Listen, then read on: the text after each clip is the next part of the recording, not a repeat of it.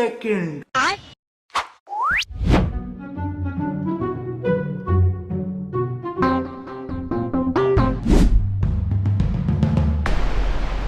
কিরে বন্ধু তুই 3টো টেক্কা পাসু